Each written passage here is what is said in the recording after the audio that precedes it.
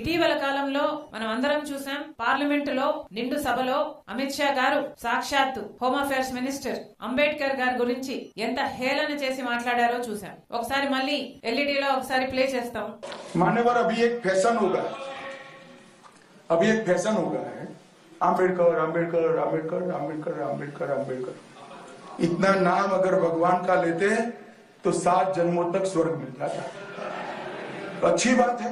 అంబేద్కర్ అంబేద్కర్ అంబేద్కర్ అని మాట్లాడడం ఫ్యాషన్ అయిపోయింది అని అమిత్ షా గారు స్వయంగా అంటం జరిగింది. దానికి అందరూ బీజేపీ ఎంపీలందరూ నవ్వటం జరిగింది. ఇది అంబేద్కర్ గారిని హేళన చేయడం కాకపోతే ఏమిటి అని కాంగ్రెస్ పార్టీ ప్రశ్నిస్తుంది. అంబేద్కర్ గారు గురించి మాట్లాడితేనే మీకు అంత తట్టుకోలేకపోతున్నారే, కాంగ్రెస్ పార్టీ అంబేద్కర్ గారి జపం చేస్తుంది అన్నట్టు మీరు మాట్లాడుతున్నారే, అసలు అంబేద్కర్ గారి జపం కాంగ్రెస్ పార్టీ ఎందుకు చేయకూడదు అని అడుగుతున్నాం. కాంగ్రెస్ పార్టీ అంబేద్కర్ గారిని రాజ్యాంగం రాసే టీం కి అధ్యక్షుడిగా పెట్టి ఆయన రాసిన రాజ్యాంగాన్ని ఆమోదించింది కాంగ్రెస్ పార్టీ. అంబేద్కర్ గారు రాసిన రాజ్యాంగమే ఈ రోజు మన దేశంలోని ప్రజాస్వామ్యాన్ని కాపాడుతుంది. అంబేద్కర్ రాసిన రాజ్యాంగమే ఈ రోజు మన దేశంలోని ప్రతి ఒక్కరికి, అడల్ట్ గా ఉన్న ప్రతి ఒక్కరికి ఓటు హక్కునిస్తుంది. అంబేద్కర్ గారు రాసిన రాజ్యాంగమే ఈ రోజు ఇన్ని భిన్న మతాలు, కులాలు, భాషలు ఉన్న భారతదేశాన్ని ఒక్కటిగా ఉంచేది ఆ రాజ్యాంగం. ప్రభుత్వ విధానాలు ఎలా ఉండాలి, రాష్ట్రమైనా ఒక కేంద్రమైనా ఎలా ఫంక్షన్ అవ్వాలి,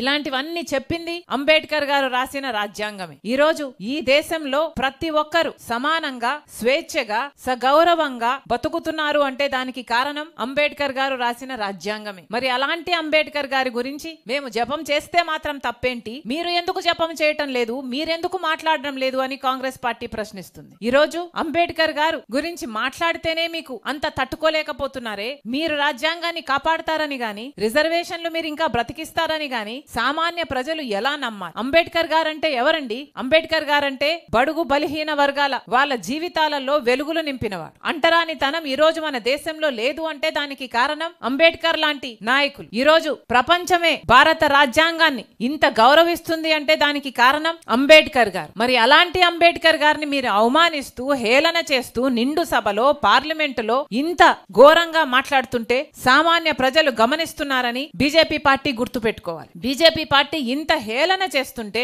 రాష్ట్రానికి చెందిన అధికారంలో ఉన్న టీడీపీ గాని, జనసేన గాని, అంతకు ముందు అధికారంలో ఉన్న వైసీపీ పార్టీ గాని ఒక్కరైనా మాట్లాడారా అండి? మన రాష్ట్రంలో దళితులు లేరా? మన రాష్ట్రంలో ఎస్సీలు లేరా? మన రాష్ట్రంలో బీసీలు లేరా? వాళ్ళు ఓట్లేస్తే కదా వీళ్ళు అధికారంలోకి వచ్చింది. అలాంటి రాజ్యాంగాన్ని మారుస్తామని, వాళ్ళ రిజర్వేషన్లు తీసేస్తామని అంబేద్కర్ గారిని హేళన చేస్తూ నిండు సభలో హోంమంత్రిగా ఉన్న వ్యక్తే మాట్లాడుతున్నా ఒక్క మాట కూడా మాట్లాడలేదు మన ఎంపీలు. మరి ఇది అన్యాయం కాకపోతే ఏమిటి అని అడుగుతున్నాం. ఇదే బీజేపీ పార్టీ అధికారంలో కొనసాగితే రాజ్యాంగాన్ని మార్చే ప్రమాదం ఉంది. ఇదే బీజేపీ పార్టీ అధికారంలో కొనసాగితే రిజర్వేషన్లు రూపుమాపే ప్రమాదం ఉంది. ఇదే బీజేపీ పార్టీ అధికారంలో ఉంటే దేశ సంపదను మొత్తం అదాని లాంటి వాళ్లకు దోచిపెట్టే ప్రమాదం ఉంది. మన దేశాన్ని రక్షించుకోవాలంటే ఈ రోజు కాంగ్రెస్ పార్టీ అవసరం. రాజ్యాంగాన్ని రక్షించుకోవాలి అంటే కాంగ్రెస్ పార్టీ అవసరం. కాంగ్రెస్ పార్టీ ఈ రోజు ఒక పిలుపునిచ్చింది, మన రాజ్యాంగాన్ని కాపాడుకునే పిలుపు, మహాత్మా గాంధీని, అంబేద్కర్ గారిని గౌరవించే పిలుపు. మళ్ళీ ఒకసారి డిమాండ్ చేస్తుంది కాంగ్రెస్ పార్టీ,